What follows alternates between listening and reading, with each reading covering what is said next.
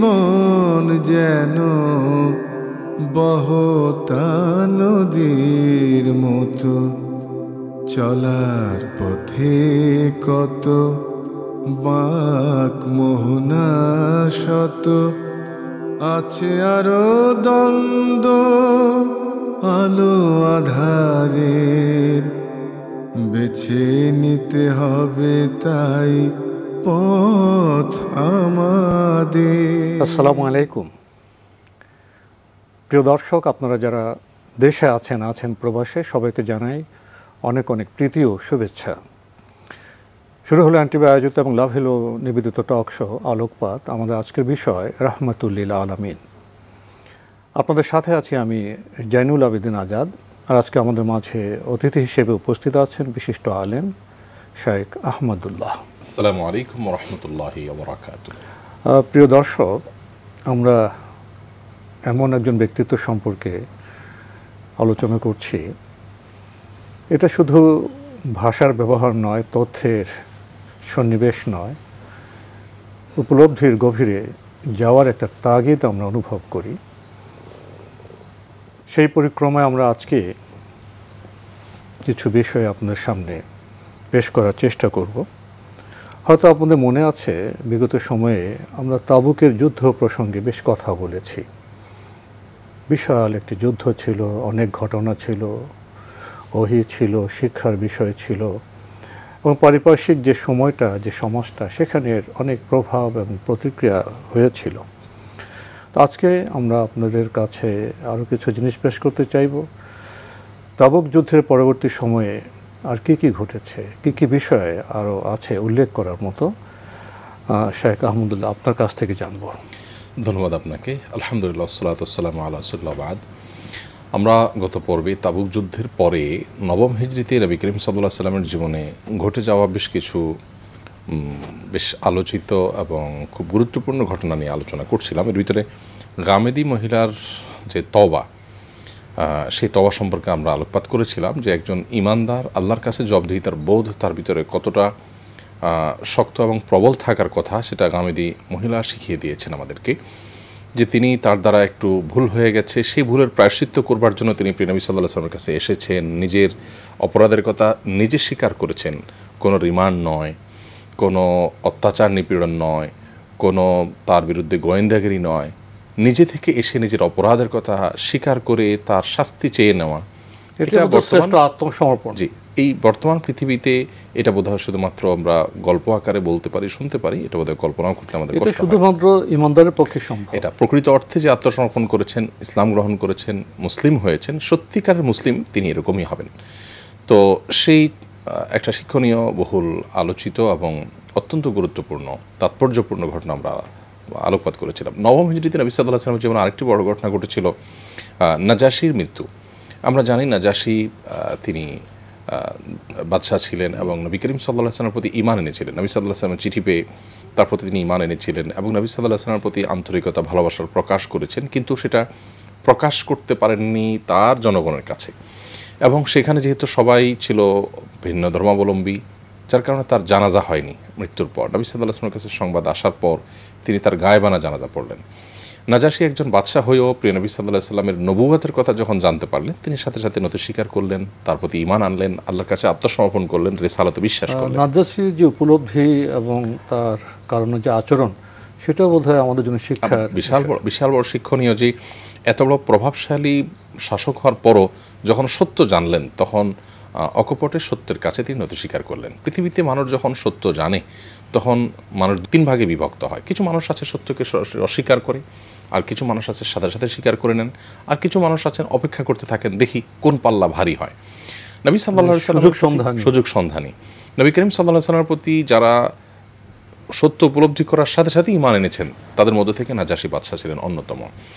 এই ইথিওপিয়ান বাদশাহ তার ঈমান আনার ঘটনা নবী সাল্লাল্লাহু আলাইহি ওয়াসাল্লাম জানতেন, কিন্তু তার মৃত্যুর পর যেহেতু সেখানে কোনো মুসলিমরা ছিলেন না, জানাজা হয়নি, এই জন্য নবী সাল্লাল্লাহু আলাইহি ওয়াসাল্লাম মদিনা থেকে তার জানাজা পড়েছিলেন।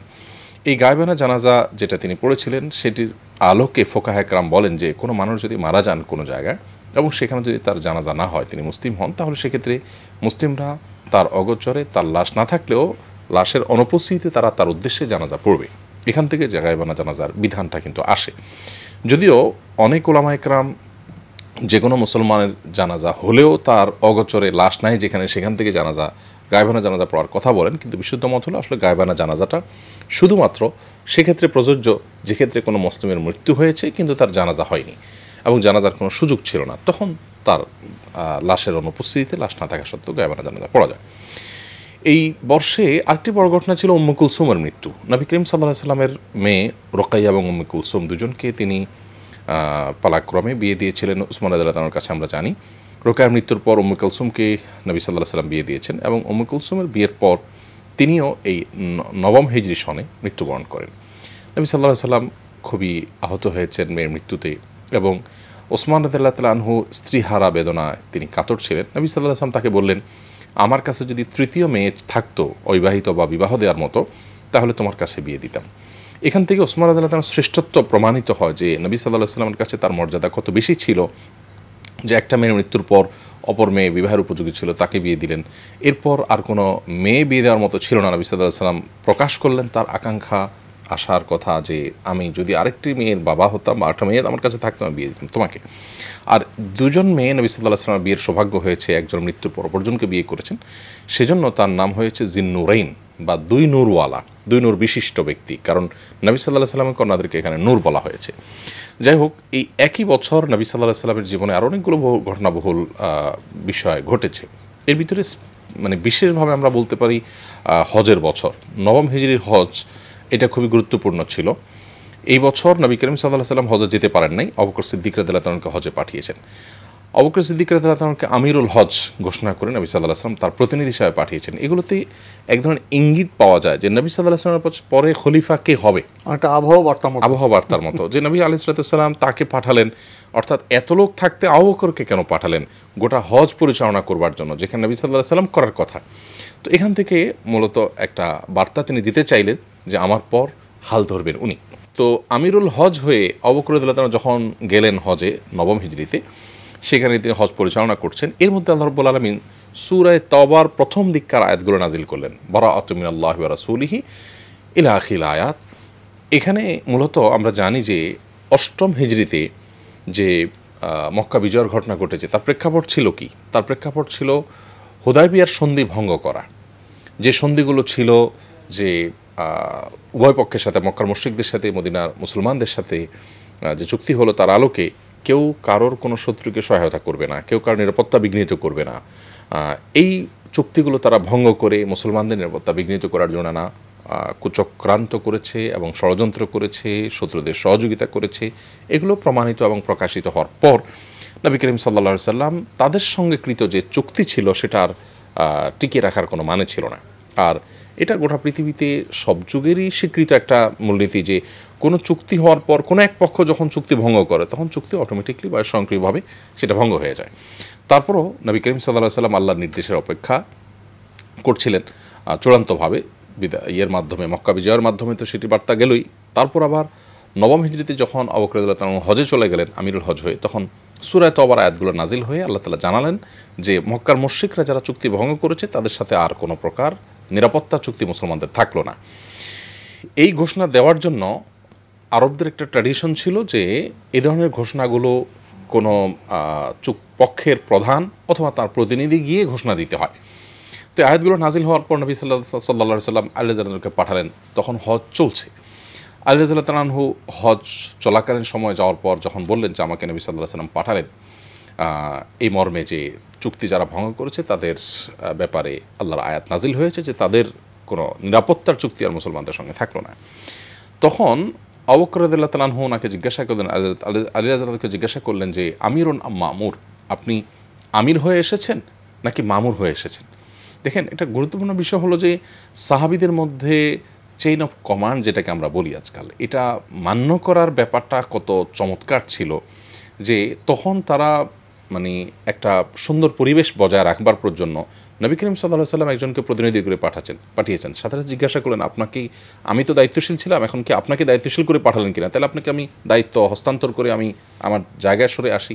মানে পরিভাষাগুলো উপলব্ধি করা। তো আলী রাদিয়াল্লাহু তাআলা বললেন লা বাল মামুর, না আমি দায়িত্বশীল হয়ে আসি নাই, আমি আপনার অধীনে শুধু ঘোষক হিসাবে এসেছি। তখন আবু বকর রাদিয়াল্লাহু তাআলা বললেন, ঠিক আছে আপনি ঘোষণা দেন। তখন জামারাতের কাছে, যেখানে এখন পাথর মারা হয়, তখন মারা হতো, জামারাতের কাছে দাঁড়িয়ে আলী রাদিয়াল্লাহু তাআলা আনহু যখন সবাই পাথর মারতে আসছে ঈদের দিন বা আইয়াম তাশরিকের মধ্যে, তখন তিনি ঘোষণা দিলেন নবী করিম সাল্লাল্লাহু আলাইহি ওয়াসাল্লামের তরফ থেকে যে যারা চুক্তি ভঙ্গ করেছে তাদের সাথে আর নিরাপত্তা চুক্তি নেই, তাদের নিরাপত্তার দায়িত্ব মুসলমানদের নেই।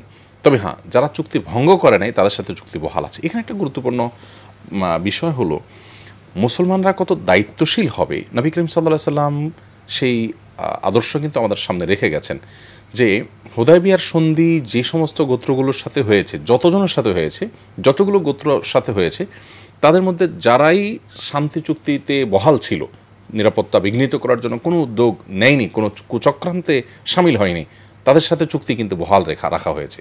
তার মানে যে শান্তি চাও তার সাথে শান্তির দূত হিসাবে হাত বাড়িয়ে দেওয়া ইসলামের শিক্ষা, যে অশান্তি করতে চায় তাকে দমন করা ইসলামের শিক্ষা। তার মানে নবী করিম সাল্লাল্লাহু আলাইহি সাল্লাম এখানে ঢালাওভাবে সবার সাথে নিরাপত্তা চুক্তি ভঙ্গ করতে পারতেন, তা কিন্তু করেন নাই, বরং অত্যন্ত দায়িত্বশীলতার সাথে বিষয়টা কিন্তু ট্যাকেল দিয়েছেন। এরপর নবী করিম সাল্লাল্লাহু আলাইহি সাল্লাম পক্ষ থেকে ঘোষণা দেওয়া হলো লা ইয়াহুজ্জু বা'দা হাযাল আমে মুশরিকুন ওয়া লা ইয়াতুফু উরিয়ান। এই বছরের পর, অর্থাৎ নবম হিজরির এই হজের বছরের পর থেকে আর কখনো মুশরিকরা এখানে কোনো হজ করতে পারবে না, যেহেতু এটা প্রতিষ্ঠিত হয়েছে বাইতুল্লাহ তাওহীদের উপরে, তাওহীদ প্রতিষ্ঠা করবার জন্য। অতএব শিরকে লিপ্ত কারোর জন্য আর সেখানে প্রবেশাধিকার থাকবে না। আপু, আপনিও মাঠে বসে মেসিদের দেখার সুযোগ ছাড়ে কেউ? দেখা হবে মাঠে। পেমেন্টের উন্মাদনা এখন বিকাশে। সর্বোচ্চ পেমেন্টে পেয়ে যান ভ্রমণ খরচ সহ আর্জেন্টিনার ম্যাচ টিকেট, সাথে ক্যাশব্যাক আর ডিসকাউন্ট কুপন। উপলব্ধি করছিলাম বর্তমান সভ্যতার প্রেক্ষাপটে যে চুক্তি কিভাবে করতে হয়, চুক্তি ভঙ্গ করতে হলে সেটার যৌক্তিক কারণ থাকতে হয়, বর্ণনা করতে হয়, ঘোষণা করতে হয়, এবং সেখানেও শৃঙ্খলার একটি পরাকাষ্ঠা আমরা লক্ষ্য করলাম। এরপরে আমরা অন্য একটি বিষয় যেতে চাইব। দেখা যায় যে যারা সত্যের আহ্বান জানান, মানুষের মুক্তির জন্য কাজ করেন, ভালো কাজও কিন্তু পথ মসৃণ থাকে না, সেখানে দ্বন্দ্ব সংঘাত এসে যায়, না চাইলেও যুদ্ধ ঘরে আপতিত হয়। তো এই যে যুদ্ধগুলো হয়েছে সে বিষয়ে আপনি সংক্ষেপে কিছু বলবেন? ধন্যবাদ আপনাকে। নবী করিম সাল্লাল্লাহু আলাইহি সাল্লামের জীবনে আমরা দেখেছি যে একটা পর্যায়ে শুরুতে বেশ অনেকগুলো বছর ছিল শুধুমাত্র তিনি নির্যাতন সয়েছেন। মদিনায় আসার পর তাকে যখন যুদ্ধ চাপিয়ে দেওয়া হলো তার ঘাড়ে, তখন তিনি প্রতিহত করে শান্তি প্রতিষ্ঠা করবার চেষ্টা করেছেন। আর এই প্রচেষ্টা ধারাবাহিকভাবে করতে করতে তাবুক যুদ্ধের মাধ্যমে এসে সেটা বলতে গেলে সেটা একরকম সমাপ্ত হয়েছে। অর্থাৎ তাবুক যুদ্ধের পর নবী করিম সাল্লাল্লাহু আলাইহি সাল্লাম আর কোনো অভিযানে অংশগ্রহণ করতে পারেননি। এরপর রোমানদের তাদের বিরুদ্ধে নবী সাল্লাল্লাহু আলাইহি সাল্লামের যে অভিযান পরিচালনার অভিপ্রায় ছিল সেটি পরবর্তীতে তিনি আর বাস্তবায়ন করতে পারেননি। এটি ছিল আমরা বলতে পারি তার জীবনের শেষ অভিযান, অসুস্থ হওয়ার কারণে, এবং সেটা পরবর্তীতে খোলাফায়ে রাশেদা তারা বাস্তবায়ন করেছেন। তো এই যে নবী সাল্লাল্লাহু আলাইহি সাল্লামের জীবনে আপনার বিভিন্ন সামরিক অভিযান তিনি পরিচালনা করেছেন, এটির এ পর্যায়ে যেহেতু থেমেছে এবং তার জীবনের একেবারে শেষ প্রান্তে আমরা চলে আসছি প্রায়, তো এই জন্য আমার মনে হয় যে এগুলোর উপর একটা মৌলিক কথা আমাদের জানা থাকা দরকার। প্রথমত কতগুলো করেছেন তিনি অভিযান, যেগুলোতে অংশগ্রহণ করেছেন সেগুলো ঐতিহাসিকদের মধ্যে মতবিরোধ আছে। কেউ বলেছেন 19টি, কেউ বলেছেন 21টি, কেউ বলেছেন 23টি। তো 19 থেকে 27 পর্যন্ত এই সংখ্যার মধ্যেই সীমাবদ্ধ ছিল তার অভিযানে অংশগ্রহণ করা। আর যে সমস্ত অভিযান তিনি নিজে অংশগ্রহণ করেন নাই সেগুলোর সংখ্যা আরও বেশি ছিল। অভিযান মানেই কিন্তু যুদ্ধ নয়, অনেক অভিযান ছিল শুধুই মহড়া, অনেক অভিযান ছিল শুধুই মাত্র যেটাকে বলে টহল এবং পরিস্থিতি পর্যবেক্ষণ করা কিংবা চ্যালেঞ্জ প্রদর্শন করা, দুষ্টদেরকে শুধুমাত্র বার্তা দেওয়া যে তোমাদের দুষ্টমির কোনো সুযোগ নেই, আমরা জেগে আছি, এই জাতীয়। এবং বেশিরভাগ অভিযানগুলো আমরা দেখব যে নবী করিম সাল্লাল্লাহু আলাইহি সাল্লাম নিজে থেকে স্বপ্রণোদিত হয়ে শান্তিপূর্ণ কোনো এলাকাকে দখলের নিয়তে, আজকাল যেটি হয়ে থাকে আগ্রাসন চালাবার নিয়তে, আল্লাহ, এটা প্রিয় নবী সাল্লাল্লাহু আলাইহি সাল্লাম রাহমাতুল্লাহ আলাইহির জীবনে একবারের জন্য বিশ্বে ভূ রাজনীতি নামে যেটা হচ্ছে নবী করিম সাল্লাল্লাহু আলাইহি সাল্লামের প্রতিটি অভিযানকে আমরা যদি নির্মোহভাবে বিশ্লেষণ করি তাহলে দেখতে পাবো যে সেগুলো ছিল তার উপর চাপিয়ে দেওয়া যুদ্ধে শুধুমাত্র আগ্রাসনের জবাব, টিকে থাকার সংগ্রাম। কোনো কোনো জায়গায় তাকে স্বপ্নদিত হয়ে যেতে হয়েছে, কিন্তু সেটাও যখন তিনি কোনো ষড়যন্ত্র আঁচ করেছেন, সুস্পষ্ট তার প্রমাণ তথ্য উপাত্ত তার কাছে, তখন যুদ্ধের কৌশল হিসেবে তাকে এগিয়ে যেতে হয়েছে। নবী সাল্লাল্লাহু আলাইহি ওয়াসাল্লাম যদি চাইতেন, আমরা সমস্ত পর্বগুলো যদি শুনে থাকি বা এই পর্যন্ত যে আলোচনা হচ্ছে সেটা যদি আমাদের রপ্ত করা হয়ে থাকে, তাহলে নিশ্চয়ই আমরা প্রত্যেকটা মানুষ উপলব্ধি করতে পারবো এই পর্যায়ে এসে তাকে আল্লাহ যে প্রভাব দিয়েছিলেন। রোমান সম্রাট যেখানে থেমে যেতে বাধ্য হয়েছে, পালিয়ে যেয়ে ছত্রভঙ্গ হয়ে তাদের সৈনিকরা সব একরকম সারেন্ডার করতে হয়েছে, সময় পরাশক্তি, সেই পরাশক্তির সব বাহিনী ছত্রভঙ্গ হয়ে যাদের ভয়ে আতঙ্কে দিকবিদিক ছুটে তারা একরকম আত্মসমর্পণ করতে বাধ্য হয়েছে এবং মুসলমানরা বিজয়ের বেশে ফিরে এসেছে। মক্কার মুশরিকরা সবচেয়ে দাম্ভিক যে শক্তি ছিল তারা যেখানে অবনত হতে বাধ্য হয়েছে, আশেপাশের সমস্ত এলাকা যখন পদানত হয়ে গেল, মুহাম্মদ সাল্লাল্লাহু আলাইহি ওয়াসাল্লাম চাইলে শুধুমাত্র যেটাকে আজকাল আমরা বলি ক্ষমতার ক্ষমতা প্রদর্শন, দম্ভের কারণে কিংবা আপনার আগ্রাসনের মানসিকতা থেকে, দখলদারিত্বের মানসিকতা থেকে তিনি চাইলে অনেক কিছু করতে পারতেন, কিন্তু একটি এলাকাও নবী করিম সাল্লাল্লাহু আলাইহি ওয়াসাল্লাম সেটা কিন্তু পরিচালিত করেননি। তার যে যুদ্ধগুলো ছিল এবং অভিযানগুলো ছিল, আমরা লক্ষ্য করব তিনি অভিযানগুলো শুরুতে বলতেন, যতগুলো তিনি অংশগ্রহণ করতেন তিনি বলতেন উগজু বিসমিল্লাহ ওয়া ফি সাবিলিল্লাহ। এর মানে কি? এর মানে হলো তোমরা অভিযান পরিচালনা করতে যাচ্ছ, যুদ্ধে যাচ্ছ, যারা অংশগ্রহণ করছো তুমি সামরিক বাহিনীর সকল সদস্যদেরকে বলতেন তোমরা কিন্তু যুদ্ধ করছো আল্লাহর নামে। যুদ্ধ মানে সেখানে শক্তির প্রদর্শন, সেখানে অহমিকার প্রদর্শন, সেখানে দাম্ভিকতা নয়, সেখানে আপনার কোনো প্রকার জুলুম নয়। এটা বোঝাবার জন্য তিনি বলতেন তোমরা কিন্তু যুদ্ধ করছো আল্লাহর নামে, আল্লাহর প্রতিনিধি হয়ে, এবং ফি সাবিলিল্লাহ। আল্লাহর সন্তুষ্টির জন্য যখন অভিযান হবে সে অভিযানে বিনয় থাকবে, সেখানে অহংকার থাকবে, সেখানে নৈতিকতা থাকবে, সেখানে একটা সৌন্দর্য থাকবে, যেটা আজকাল আমরা যুদ্ধ বলতে যেটা বুঝি দম্ভ এবং ক্ষমতার প্রদর্শন, নৃশংসতা, এটা থাকবে না। লক্ষ্য রাখবেন আপনি নবী সাল্লাল্লাহু আলাইহি ওয়াসাল্লাম প্রায় অভিযানের আগে বলতেন, সাহাবীদেরকে নসিহত করতেন, ফালা তাকদিরু, তোমরা কোনো প্রকার ওয়াদা খেলাফ করবে না, যে চুক্তি হবে চুক্তি রক্ষা করে চলবে। যুদ্ধের ময়দানে তোমরা কোনো প্রকার গাদ্দারি অর্থাৎ ওয়াদা ভঙ্গের মতো কাজ তোমরা করবে না। ওয়ালা তুমাসিলু, কোনো অবস্থাতে কোনো যোদ্ধাকে, সে তোমার প্রতিপক্ষ হোক এবং যত বড় অপরাধী হোক, তার লাশ কেটে ক্ষত বিক্ষত করা, টুকরো টুকরো করা, এই নৃশংসতা এবং এই পশুসুলভ আচরণ তোমরা করবে না। নবী সাল্লাল্লাহু আলাইহি ওয়াসাল্লাম কিন্তু বলেছেন যদি কখনো কোনো প্রতিপক্ষকে হত্যা করতে হয় যুদ্ধের প্রয়োজনে, তাকেও তুমি নির্মমভাবে হত্যা করতে যাবে না ইচ্ছাকৃতভাবে।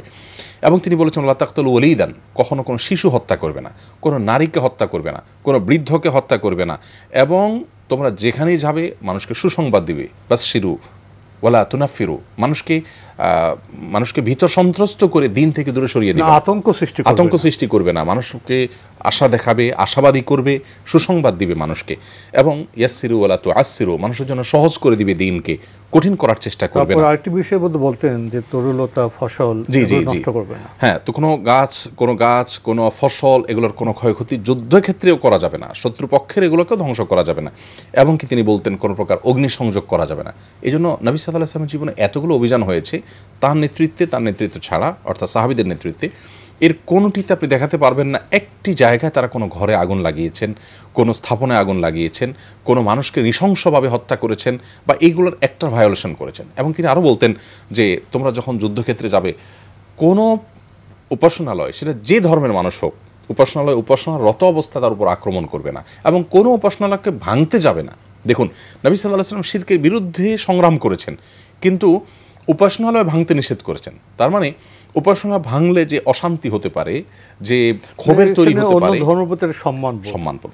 এবং বলেছেন তোমাদের মধ্যে কেউ যদি কোনো প্রকার চুক্তিবদ্ধ কোনো অমুসলিমকে, শত্রুপক্ষের কোনো মানুষকে হত্যা করে, সে জান্নাতের গ্রাণ পর্যন্ত পাবে না। অর্থাৎ আপনি দেখুন, নীতি নৈতিকতাগুলো সাহাবীদের মধ্যে প্রথিত করবার, তার ভিতরে গেঁথে দেওয়ার কি প্রচেষ্টা ছিল তার। অর্থাৎ তার এই অভিযানগুলো যদি আমরা অভিযানগুলোর শুরুতে, শেষে এবং এগুলোর ফলাফল পর্যালোচনা করে আমরা দেখতে পাবো, এগুলো শুধুই ছিল পৃথিবীতে শান্তি প্রতিষ্ঠা করবার জন্য।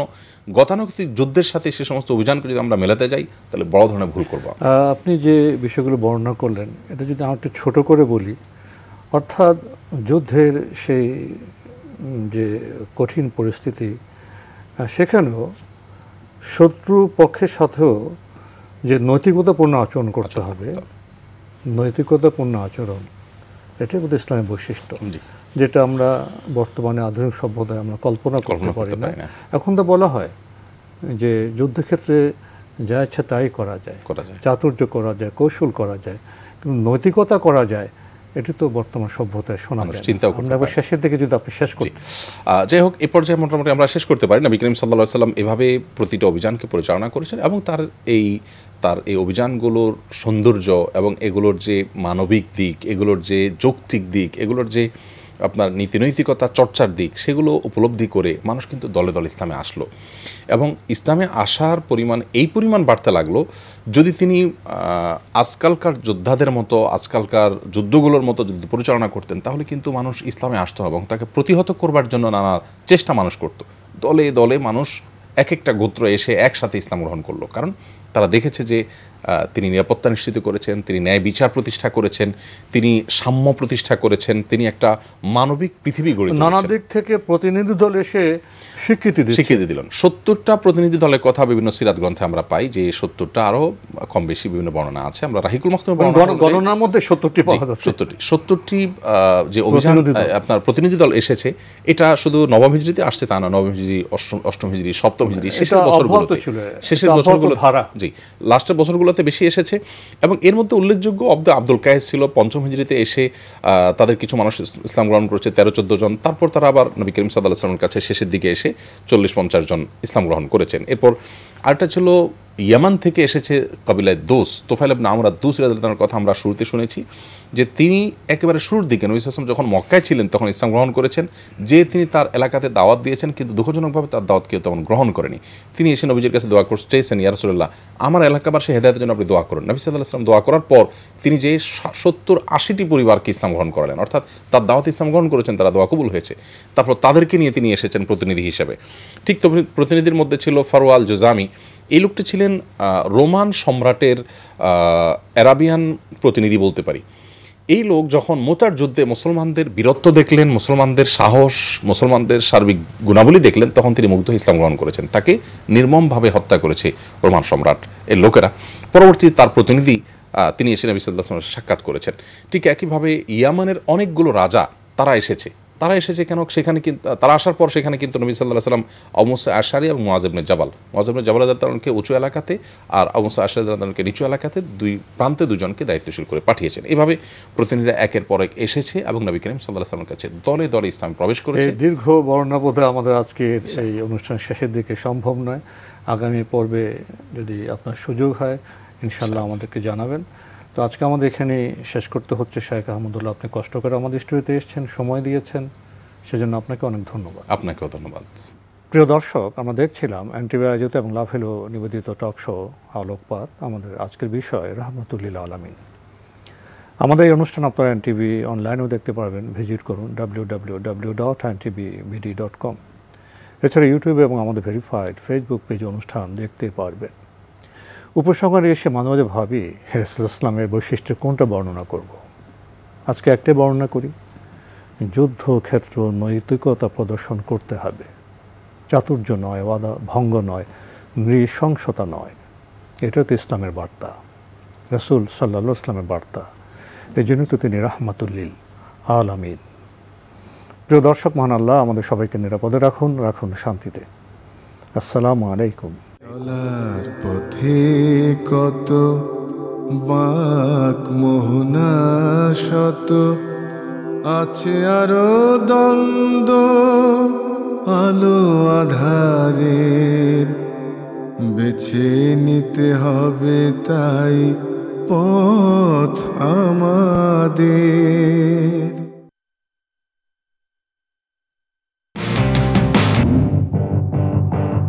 আপু, আপনিও মাঠে বসে মেসিদের দেখার সুযোগ ছাড়ে কেউ? দেখা হবে মাঠে। পেমেন্টের উন্মাদনা এখন বিকাশে। সর্বোচ্চ পেমেন্টে পেয়ে যান ভ্রমণ খরচ সহ আর্জেন্টিনার ম্যাচ টিকিট, সাথে ক্যাশব্যাক আর ডিসকাউন্ট কুপন।